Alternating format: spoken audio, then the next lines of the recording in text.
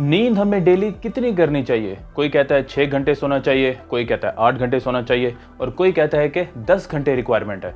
तो आज की वीडियो में मैं आपको साइंटिफिकली प्रूव करूंगा कि नींद हमारे लिए क्यों ज़रूरी है, कितने घंटे की नींद हमें करनी चाहिए और कैसे बगैर डिस्टर्बेंस के आप अपनी नींद पूरी कर सकते हैं। तो सिर्फ एक रात सोने से हमारी बॉडी बिलियंस ऑफ सेल्स को रिप्लेस करती है और एक्सरसाइज के बाद हमारे ब्रोकन मसल टिश्यूज को रिपेयर करती है। क्योंकि जब भी हम वेट ट्रेनिंग करते हैं या कोई भी बॉडी एक्सरसाइज करते हैं तो हमारे मसल्स ब्रेक डाउन हो जाते हैं, तो उनको रिपेयर करने के लिए नींद का होना बहुत जरूरी है। उसके अलावा नींद में हमारी बॉडी में डिफरेंट हार्मोन्स रिलीज होते हैं और जितनी भी न्यू इन्फॉर्मेशन हमने दिन में ली होती है तो हमारा ब्रेन उसको प्रोसेस करता है, जिसकी वजह से हमें चीजें याद रहती हैं। अपनी लाइफ का ऑलमोस्ट चौथा हिस्सा हम नींद में गुजारते हैं और ये इंपॉर्टेंट इसलिए है कि नींद हमारे एनर्जी लेवल्स, हमारे मसल्स को बिल्ड करने और फैट को बर्न करने में बहुत अहम रोल प्ले करती है। अब मैं आपको नींद के 4 स्टेजेस बताऊंगा। फर्स्ट स्टेज कुछ ही मिनट्स का होता है, जिसमें आपकी हार्ट बीट, ब्रीदिंग और आई मूवमेंट्स स्लो हो जाती हैं और आपके मसल्स रिलैक्स करना शुरू कर देते हैं। बट आपका ब्रेन एक्टिव रहता है और थीटा वेव्स प्रोड्यूस करता है और थीटा वेव्स आपके ब्रेन के फ्रंटल लोब में होती हैं। इस स्टेज में किसी को भी नींद से जगाना बहुत इजी होता है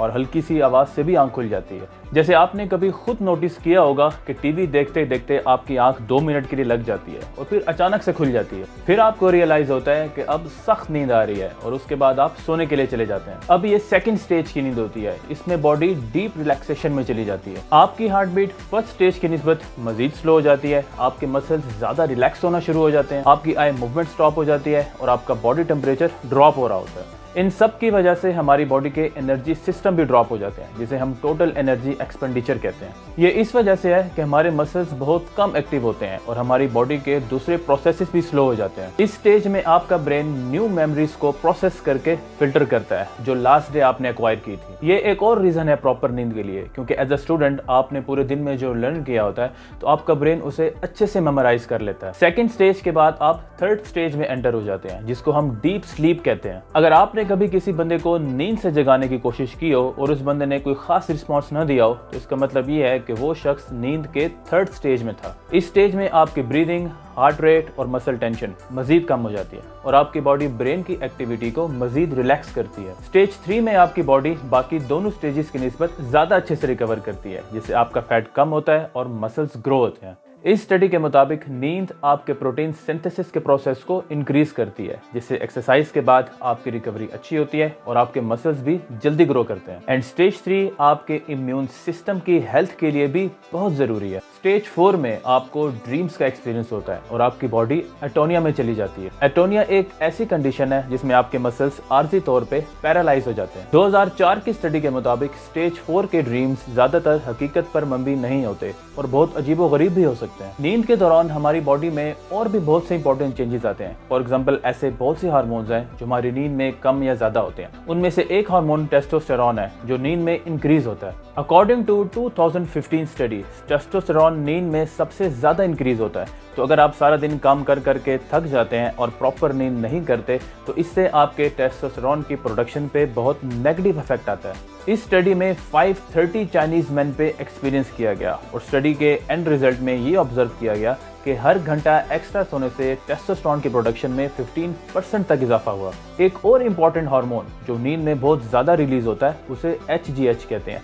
HGH फैट लॉस में बहुत हेल्प करता है और मसल लॉस होने से प्रिवेंट करता है। अब मैं आपको सैमनम्बुलिज्म के बारे में बताता हूँ, जो कि एक साइंटिफिक टर्म है जिसमें लोगों को नींद में चलने की आदत होती है। बट ओवरऑल पॉपुलेशन में से जस्ट 2.6% लोग ही इस कंडीशन का शिकार होते हैं। नॉर्मली स्लीप वॉकर्स उठ के थोड़ी सी वॉक कर लेते हैं या कुछ खा पी भी लेते हैं, बट कुछ केसेस में स्लीप वॉक डेंजरस भी होती है, जैसे कोई शार्प ऑब्जेक्ट यूज करना या कार ड्राइव करना। फॉर एग्जाम्पल 2015 की यूके की एक न्यूज है जिसमें एक 15 साल लड़की नींद की हालत में 130 फुट क्रेन पर चढ़ गई और वो वहां काफी देर तक नींद की हालत में रही और एक फायर फाइटर ने आके उसको रेस्क्यू किया। इसलिए अगर आप किसी को भी नींद में चलता हुआ देखें तो फौरी तौर पे उसको जगा दें। अच्छा, नींद से रिलेटेड एक और इम्पोर्टेंट फैक्टर भी है कि काफी लोगों को स्लीपिंग प्रॉब्लम्स होते हैं, यानी जब वो सोने के लिए जाते हैं तो 2-2 घंटे उनको नींद ही नहीं आती। ये प्रॉब्लम आजकल काफी इंक्रीज हो गया है, जिसकी वजह से आपकी नींद भी पूरी नहीं होती और आपका टाइम भी वेस्ट होता है और अगले दिन आप सारा दिन थकावट महसूस करते हैं। अब मैं आपको कुछ ऐसे तरीके बताऊंगा जिससे आपको नींद भी जल्दी आएगी और आप एक हाईएस्ट क्वालिटी की नींद को मुमकिन बना सकेंगे। तो सबसे पहले आपने ये करना है कि एक्सरसाइज डेली करनी है। एक्सरसाइज से आपकी बॉडी फिजिकली एग्जॉस्ट होती है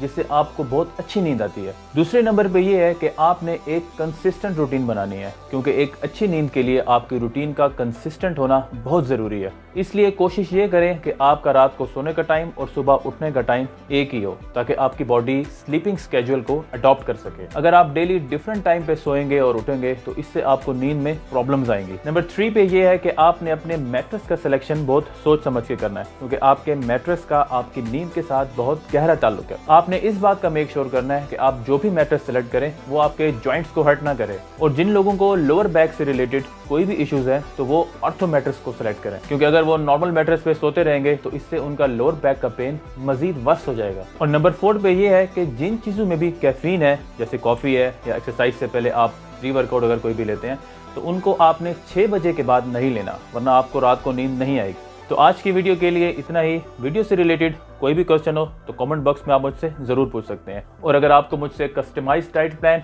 और ऑनलाइन वर्कआउट्स प्लान चाहिए हो तो इस नंबर पे आप मुझे व्हाट्सएप कर सकते हैं। So I will see you guys in the next video.